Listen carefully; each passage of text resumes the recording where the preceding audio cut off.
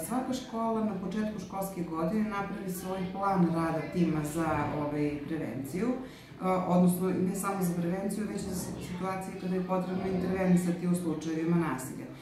Tim ima plan u kome sprovodi preventivne aktivnosti i interventne aktivnosti. Tim se uključuje u školi u slučaju interventnih aktivnosti onda kada se prepozna da se nasilje desilo, da se dešava ili da se planira. U svakom od tih slučajeva tim za zaštitu učenika zapravo zaseda i prvi korak jeste prikupljanje informacija o tome šta se planira, šta smo čuli, šta se desilo. Uključujemo obavezno roditelje kao jednu kariku bez koje ništa ne možemo i u zavisnosti od saznanja koje tim dobije postupa se prema protokolu za rešavanje slučajeva nasilja. Obično se pravi individualni plan zaštite za dete.